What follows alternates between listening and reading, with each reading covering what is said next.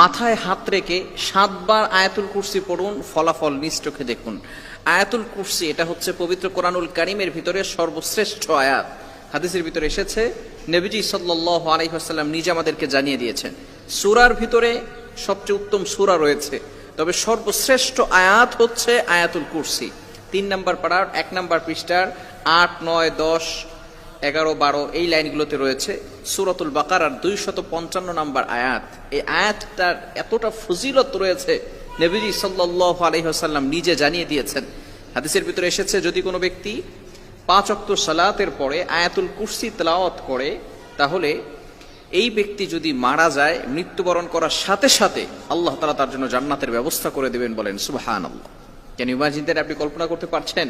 যদি কোনো ব্যক্তি, হাদিসের ভিতরে এসেছে, নবী সাল্লাল্লাহু আলাইহি ওয়াসাল্লাম বলেছেন, মান ক্বারা আয়াতাল কুরসি ফি দুবুরি কুল্লি সালাতিন মাকতুবা, যে ব্যক্তি 5 ওয়াক্ত সালাতের পরে আয়াতুল কুরসি তেলাওয়াত করবে, আল্লাহ তাআলা তার জন্য জান্নাতের পথ সহজ করে দিবেন। মৃত্যুই শুধু বাকি থাকবে, মৃত্যু হতে দেরি, তার জান্নাতে যেতে দেরি হবে না। আল্লাহ তাআলা বলবেন, উদখুলিল জান্নাতা বিরহমাতি, উইল গো টু প্যারাডাইস, তুমি জান্নাতে চলে যাও। আল্লাহ তাআলা তার জন্য জান্নাতের ব্যবস্থা করে দিবেন। এই আয়াতুল কুরসির অনেক ফজিলত রয়েছে, এবং আয়াতুল কুরসি যদি কোনো ব্যক্তি মাথায় হাত রেখে 7 বার পড়ে, তাহলে আল্লাহ পাক রব্বুল আলামিন কি ফলাফল দিবেন। হাদিসের ভিতরে রয়েছে, নবী সাল্লাল্লাহু আলাইহি ওয়াসাল্লাম বলেছেন, আয়াতুল কুরসি যদি কোনো ব্যক্তি তেলাওয়াত করে, জিন জাতি বলেন এবং দুনিয়ার ভিতরে যত দুশমন আছে, কোনো দুশমন আপনাকে কোনো ক্ষতি করতে পারবে না। বিশেষ করে অনেক সময় জিন জাতিরা মানুষের উপর অ্যাট্রাকশন দিয়ে থাকে, অনেক সময় অনেকে এটা বিশ্বাস করতে চায় না। বিশেষ করে চিকিৎসা বিজ্ঞান জিন জাতিদের একটা আছে, এটা তারা বিশ্বাসই করে না। তারা বলে এটা মানসিক ভারসাম্যহীনতা। নো, জিন জাতি বলতে একটা জন্তু। আল্লাহ পাক রব্বুল আলামিন মানুষকে যেভাবে আল্লাহ তাআলা বানিয়েছেন, জিন জাতিদেরকে আল্লাহ তাআলা বানিয়েছেন। কোরআনের ভিতরে রেফারেন্স রয়েছে, আল্লাহ তাআলা সূরাতুন নাস, মানুষের ব্যাপারে একটা সূরা নাজিল করেছেন, জিনদের ব্যাপারেও একটা সূরা নাজিল করেছেন। সুতরাং কোনো ব্যক্তি যদি জিন জাতি তাকে ডিস্টার্ব করে, তাহলে সে যদি আয়াতুল কুরসি তেলাওয়াত করে, তাহলে জিন জাতি তাকে কোনো সমস্যা করতে পারবে না। এই ক্ষেত্রে যদি কোনো ব্যক্তি অলস হয়ে যায়, তার কোনো কিছু করতে ভালো লাগে না, বিশেষ করে নামাজ পড়তে ভালো লাগে না, ভালো কাজ করতে ভালো লাগে না, কোনো কাজেই তার মন বসে না, এই ব্যক্তি যদি আয়াতুল কুরসি 7 বার পরে তার শরীরে ফু দেয়, বুকে ফু দেয়, তাহলে আল্লাহ তাআলা তার এই অলসতা দূর করে দিবে।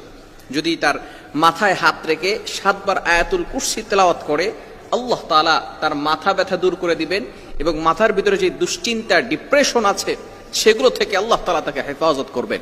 শুধু তাই নয়, অনেক সময় সন্তান কথা শুনে না, সন্তান বিভিন্ন সময়, ছোট্ট বাচ্চারা একটু দুষ্টুমি বেশি করে, আবার অনেক সময় এমন ভাবে কিছু দুষ্টুমি করে যেগুলো আমরা মেনে নিতে পারি না, যে একটা ছোট বাচ্চা কিভাবে এত দুষ্টুমি করে, পড়তে চায় না, পড়ায় মন বসে না। এই ক্ষেত্রে আপনি আয়াতুল কুরসির আমলটা করতে পারেন। আপনার সন্তানের মাথায় হাত রেখে আউযুবিল্লাহ বিসমিল্লাহ সহকারে আয়াতুল কুরসি 7 বার তেলাওয়াত করবেন।